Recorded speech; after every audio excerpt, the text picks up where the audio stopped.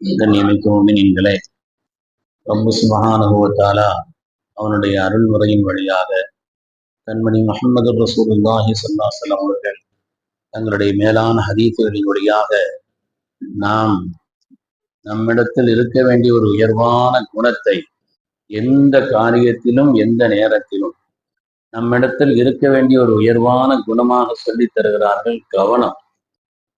கவனத்தோடு ஒரு காரியத்தை செய்வது, கவனத்தோடு பேசுவது, கவனத்தோடு செயல்படுவது. இந்த கவனம் குறித்த அந்த கவனம் குறித்த காரியத்தை திருமக்கள் நமக்கு சொல்லித் தருகிறார். நம்முடைய தொழுகையானாலும் சரி, துஆவானாலும் சரி, திலாவத் குர்ஆன் ஓதுவதானாலும் சரி, ஏதாவது நல்ல விஷயங்களை கேட்பதானாலும் சரி, சிறிய பெரிய எந்த காரியத்தை செய்வதானாலும் அதிலே நாம் கவனம் வேண்டும் என்பதை பெருமக்கள் நமக்கு அழுத்தமாக சொல்லித் தருகிறார். குர்ஆன் கடுமையாக எச்சரிக்கிறது. யார் கவனம் இல்லாமல் இருக்கிறார்களோ அவர்கள் நரகவாசிகள் என்று அல்லாஹ் எச்சரிக்கிறார். அல்லாஹ் நம்மை பாதுகாக்க வேண்டும். அதனால் அவ்வளவு வலியுறுத்தி சொல்லப்பட்ட ஒரு காரியம் கவனம் என்பது. ஏனென்றால் ஈடுபாட்டோடும் கவனத்தோடும் ஒரு காரியத்தை செய்யும் பொழுதுதான் அதனுடைய முழுமையான பயன்பாடுகள் நமக்கு கிடைக்கப்பெறுகிறது.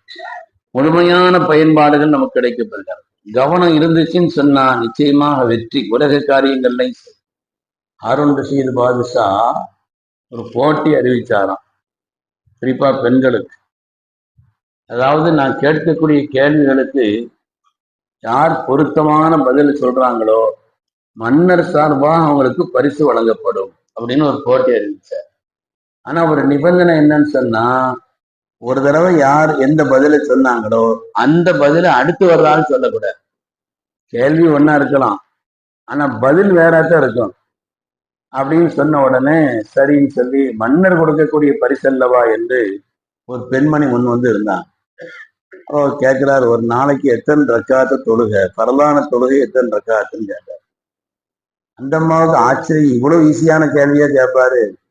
சரின்னு சொல்லி அந்த அம்மா வந்து சுபுஹ் 2, லுஹர் 4, அஸ்ர் 4, மகரிப் 3, இஷா 4, ஆக மொத்தம் 17 ரக்காத்துகள் அப்படின்னு சொல்லி மன்னர் ஒரு பெரிய பரிசு எடுத்து கொடுத்துட்டார். ரொம்ப சந்தோஷம். இவ்வளவு ஈஸியா மன்னர் கேட்பாரு நினைக்கிறீங்கன்னு சொல்லி அந்த பரிசை வாங்கிட்டு அந்த அம்மா போயிடுச்சு. அதுக்கடுத்து இன்னொரு அம்மா வந்து உட்கார்ந்து மன்னர் கேள்வி கேட்கிறார், ஒரு நாளைக்கு பரலான தொழுகை எத்தனை ரக்காத்துன்னு கேட்டார். பதில் வேறதானே சொல்லணும். இந்த அம்மா வந்து சொல்லிச்சு 15 ரக்காத்துங்க. எப்படி 15 அப்படின்னு கேட்ட உடனே அந்த அம்மா பதில் சொல்லிச்சா, அன்னைக்கு ஜும்மா அதனால 15 தான். லுஹர் 4 ரக்காத்து, ஆனா வெள்ளிக்கிழமை 2 தானே தொடங்கும், அதனால அன்னைக்கு ஜும்மாங்கிறதுனால 15 ரக்காத்து. சரின்னு மன்னர் பரிசு கொடுத்துட்டார்.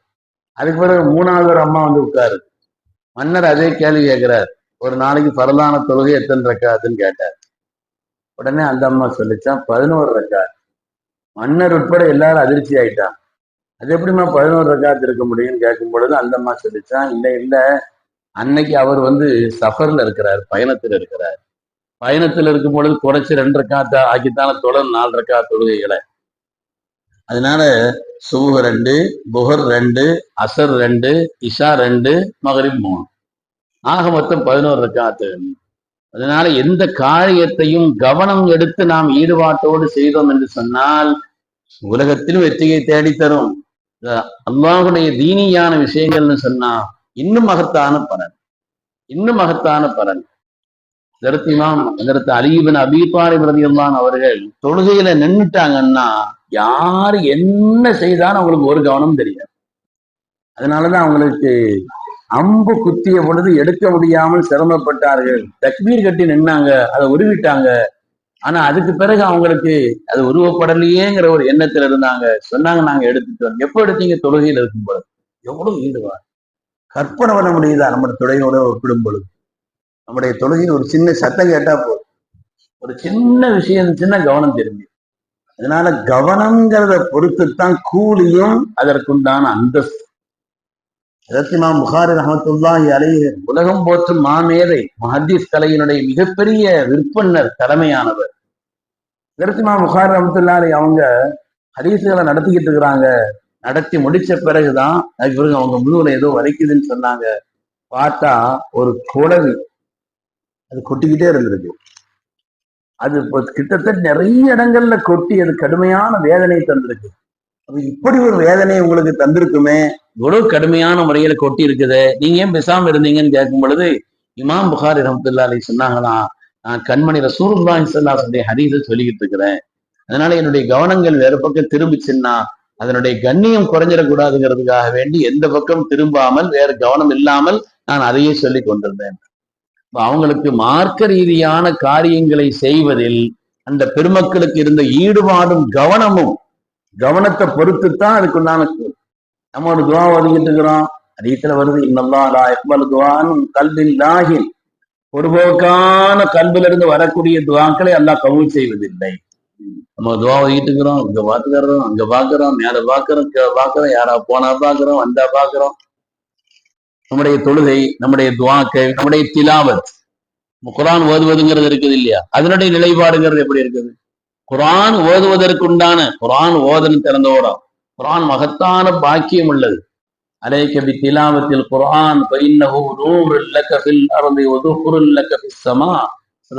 குரான் ஓதுவதை பற்றி கொள்ளுங்கள், அது உங்களுக்கு உலகத்தில் ஒளியை தரும், பிரகாசத்தை தரும் சொன்னார். உங்களுடைய குடும்ப வாழ்க்கையில, உங்களுடைய வியாபாரங்கள்ல, உங்களுடைய கல்வியில, உங்களுடைய தொழில்துறைகள்ல, நீங்க ஈடுபடக்கூடிய காரியங்கள்ல ஒரு விதமான பிரகாசம், ஒரு ஒளி அதை ஏற்படுத்தி தருவதிலே குரான் ஓதுவதற்கு பெரிய பங்களிப்பு இருக்குதுன்னு சொன்னார். குரான் ஓதுவது துன்யாவில பிரகாசத்தை தரும், ஆகிரத்தில் ஒரு மகத்தான சேமிப்பு, ஆகிரத்தில் அல்லாஹ்விடத்திலே மகத்தான நன்மையை சேகரித்து தரக்கூடிய காரியங்கள்ல அது மகத்தான். குரானை அதனுடைய கண்ணியத்தோடு ஓதது. உது இல்லாம குரானை தொடக்கூடாது. குரானை எடுக்கும் பொழுது பிஸ்மி சொல்லி எடுக்கணும். குரானை கையில் எடுக்கிறோம், பிஸ்மில்லாஹிர் ரஹ்மானிர் ரஹீம் சொல்லி, அப்ப அதுக்குண்டான கண்ணியத்தோடு. குரான் ஓதும் போது யாராவது கூப்பிட்ட சட்டுன்னு திரும்ப கூடாதுன்னு சொல்றாங்க. குரான் ஓதும் பொழுது நம்முடைய தாய் தந்தை, நம்முடைய உஸ்தாத்மார்கள் அழைத்தால் அதில் மெதுவாக தான் திரும்பணும், உடனே திரும்பக்கூடாது, சட்டுன்னு திரும்பக்கூடாது. அப்படி நாம் திரும்ப பொழுது கூட குரானை மெதுவாக மூடி அதுக்கு பிறகு என்ன செய்யணும், திரும்ப. குரான் ஓதும்போது யாரா சலாம் சொன்னா பதில் சொல்ல வேண்டியதில்லை. குரான் ஓதும்போது யாரா சலாம் சொன்னா பதில் சொல்ல வேண்டியதில்லை. இந்த குரானை கீழே வைக்கக்கூடாது, இந்த குரானை கீழே வைக்கக்கூடாது. குரானுடைய கண்ணியத்தை கெடுக்கக்கூடிய எந்த காரியத்தையும் செய்யக்கூடாது. அது மாதிரி நம்முடைய காலுக்கு நேர்படும் விதத்தில் முழங்கால மடியில வச்சு ஓதுறோம், பிரச்சனை இல்லை. கொஞ்சம் காலினுடைய கீழ்ப்பகுதியில நேர்படக்கூடிய அளவுக்கு குரானை கீழாக்கி அதுல வைக்கக்கூடாது. குரானுக்கு மேல எந்த பொருளையும் வைக்கக்கூடாது, அதுதான் இல்லத்தையோட மேல. குரானுக்கு மேல ஒரு பொருளை கூட வைக்கக்கூடாது. குரான் ஓதும் பொழுது முழு கவனம், முழு ஈடுபாடு, வேறு பக்கம் கவனம் இல்லாத நிலை. அப்படி ஆனால்தான் அதை கொண்டு உண்டான பயன்பாடு நமக்கு நிரப்பமா கிடைக்கும்னு சொல்றாங்க. எந்த காரியமானாலும் சரி, நம்முடைய துவாக்களோ, நம்முடைய தொழுகையோ, நம்முடைய பயான் கேட்குவதோ கூட ஒரு விஷயம் மனசுல பதியமான கவனம் இருக்கணும். அல்லாஹ் சொல்லுகிறான், இன்னவி தாலிக்கல் எதுக்குறான், இவன் காணலோ கல்புன், கல்பங்க இருக்கணுங்கிறான். எந்த காரியமானாலும் சரி கவனம் என்பது மிக முக்கியமான. வீட்டுல சமைக்கிறாங்க, ஒரு கவனம் இல்லாம ஒண்ணுக்கு 2 தடவை உப்பு போட்டா என்ன ஆகுது? அதனால எந்த உலக ரீதியான காரியமா இருந்தாலும் சரி, மறுமை ரீதியான காரியமா இருந்தாலும் சரி, அதிலே கவனமும் ஈடுபாடும் வரும் பொழுதுதான் அது என்னன்னு தெளிவா விளங்கும். முதல்ல ஏன்னா என்னன்னு கூட விளங்காது. அமெரிக்காவில இருந்து ஒரு ஆள் இந்தியாவை சுற்றி பார்க்க வந்திருந்தாரா, இந்தியாவுடைய கல்ச்சர் எப்படி இருக்குதுன்னு பார்த்துக்கிட்டு இருக்கும் பொழுது ஒவ்வொன்றையும் பார்த்து பார்த்து பார்த்து குறிப்பெடுத்தார். அப்போ ஒரு இடத்துல ஒரு வண்ணன் துவைச்சுக்கிட்டு இருந்தார், அதை பத்தி அவர் குறிப்பிடுகிறார், இந்தியர்கள் முட்டாள்கள், கல்லை உடைப்பதற்கு துணியை பயன்படுத்துகிறார்கள், கல்லை உடைப்பதற்கு துணி. அப்ப அவனுடைய கவனம் அவ்வளவுதான். அவ எது எப்படி விளங்கணும் அப்படி விளங்கவும் முடியாது. எந்த காரியத்திலேயும் ஈடுபாடு என்பதும் கவனம் என்பதும் மிக முக்கியம். அப்படின்னா அதனுடைய பயன்பாடு 2 ரக்காத் தொழுதாலும் சரி, கவனத்தோடு நாம் தொழுதால், ஈடுபாட்டோடு தொழுதால், அல்லாஹ் சொல்கிறான், கதாஃபுலஹல் முஃமினூன், அந்த மூமின்கள் ஜெயம் பெற்றார்கள், அல்லதீனஹும் ஃபீ ஸலாத்திஹிம் காஷிஊன், யார் தங்களுடைய தொழுகையிலே இறையச்சம் உள்ளவர்களா. இந்த காஷிஊனுக்கு பல அர்த்தம் சொல்லுவாங்க. அதுல ஒரு அர்த்தம் என்னன்னு சொன்னா ஈடுபாடு. தொழுகையில் ஈடுபட்டாரா அவருடைய கவனம் அதிலேயே தான், அங்கங்க பார்க்க மாட்டார், சுஜூத் செய்யற இடத்துல பார்க்கலாம், வேற அங்கங்க திரும்புறது, அந்த கவனம் எல்லாம் இல்லாம ஈடுபாட்டோடு, எதிலும் ஈடுபாட்டோடு செய்தோம் என்று சொன்னால் மகத்தான வெற்றி அல்லாஹ் சுப்ஹானஹு வ தஆலா அந்த உயர்ந்த குணத்தை நமக்கு தந்தரல் புரிவானா. நம்முடைய முன்னோர்களான நாதாக்களும் சாலிஹீன்களும் உயர்ந்த நல்ல காரியத்தை செய்யும் பொழுது எப்படி கவனத்தோடும் ஈடுபாட்டோடும் செய்து வெற்றி பெற்றார்களோ அந்த வெற்றியை பெறக்கூடிய அந்த கவனத்தையும் அந்த ஈடுபாட்டையும் அல்லாஹ் நமக்கும் ஒவ்வொரு காரியத்திலும் ஆக்கி தந்தருள்வானாக. ஆமீன் ஆமீன் யா ரப்பல் ஆலமீன். ஆகிரு தஅவானா அனில் ஹம்துலில்லாஹி ரப்பில் ஆலமீன். சுப்ஹானல்லாஹி வபிஹம்திஹி சுப்ஹானக்கல்லாஹு வ பிஹம்திக்